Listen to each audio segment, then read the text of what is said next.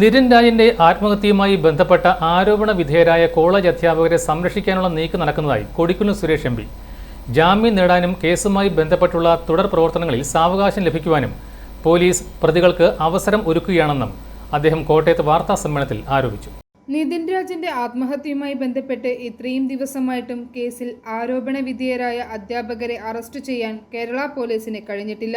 ഇവർക്ക് നിയമത്തിന് മുന്നിൽ നിന്നും രക്ഷപ്പെടാനുള്ള അവസരമാണ് പോലീസ് നൽകുന്നതെന്ന് കൊടിക്കുന്നിൽ സുരേഷ് എം പി കോട്ടയത്ത് വാർത്താ സമ്മേളനത്തിൽ ആരോപിച്ചു.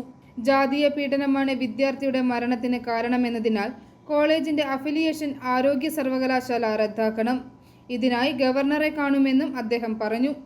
ആരോപണരായ കോളേജ് അധ്യാപകരെ സംരക്ഷിക്കാൻ പോലീസ് ഒത്താശ ചെയ്യുന്നതായും കൊടിക്കുന്നിൽ ആരോപിച്ചു.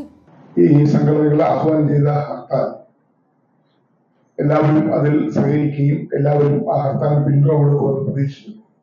നാളെ രാവിലെ 6 മുതൽ വൈകുന്നേരം 6 വരെ നടക്കുന്ന ഹർത്താൽ സമാധാനപരമായിരിക്കണം എന്ന് ഇതിന് ആഹ്വാനം ചെയ്ത സംഘടനകളോട് അഭ്യർത്ഥിക്കുകയാണ്. നിതിൻ രാജിന്റെ കുടുംബത്തിന് സഹായം നൽകുവാനും ആ കുടുംബത്തിന്റെ ആകെ പ്രതീക്ഷയായിരുന്നത് നിതിൻ രാജ് പഠിച്ച് ഡെന്റൽ ഡോക്ടറായി ആ വരുമാനം കൊണ്ട് ജീവിക്കാനാണ് കുടുംബം ആഗ്രഹിച്ചിരുന്നതും അവരുടെ പ്രതീക്ഷയുമായിരുന്നു. ആ പ്രതീക്ഷകളെല്ലാം നഷ്ടപ്പെടുന്ന തരത്തിലുള്ള ഒരു ദാരുണമായ അന്ത്യമാണ് ആ വിദ്യാർത്ഥിക്കുണ്ടായത്. അതുകൊണ്ട് ആ കുടുംബത്തിനെ സംരക്ഷിക്കാനും അവർക്ക് മതിയായ നഷ്ടപരിഹാരം ലഭ്യമാക്കാനുള്ള നടപടികൾ ഉണ്ടാകും.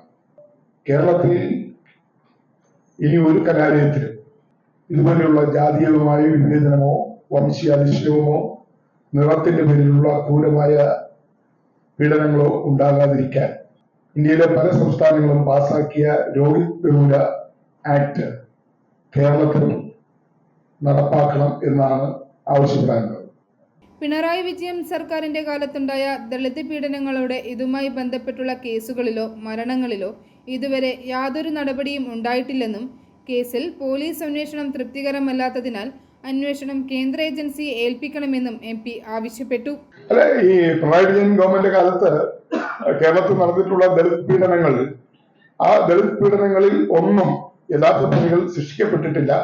യഥാർത്ഥ പ്രതികൾ നിയമത്തിന് മുന്നിൽ കൊണ്ടുവരാൻ അതിപ്പോ അട്ടപ്പാടിയിലെ ആൾക്കൂട്ട കൊലപാതകം നടത്തിയ മധുവിന്റെ കേസിൽ ഇതുവരെയും ഒരു തീർപ്പുണ്ടാക്കുകയോ ആ കേസിൽ ഫാസ്റ്റ് ട്രാക്ക് ആയിട്ട് ആ കേസ് തീർത്ത് അതിന്റെ പ്രതികളെ ലഭിക്കാവുന്ന ശിക്ഷ വാങ്ങിച്ചു ഈ ഗവൺമെന്റ് കഴിഞ്ഞിട്ടില്ല. നാളെ ആഹ്വാനം ചെയ്തിരിക്കുന്ന ഹർത്താലിന് പൊതുജന സമൂഹം പിന്തുണ നൽകണമെന്നും അതേസമയം തന്നെ ഹർത്താൽ സമാധാനപരമായിരിക്കണമെന്നും ഉറപ്പാക്കണമെന്നും അദ്ദേഹം പറഞ്ഞു. നിതിൻ രാജിന്റെ കുടുംബത്തിന് അർഹമായ സഹായം നൽകണമെന്നും ഇത്തരം സംഭവങ്ങൾ ആവർത്തിക്കാതിരിക്കാൻ രോഹിത് വേമുല ആക്ട് നടപ്പിലാക്കണമെന്നും കൊടിക്കുന്നിൽ സുരേഷ് ആവശ്യപ്പെട്ടു. ഫോറി ന്യൂസ്, ഏറ്റുമാനൂർ.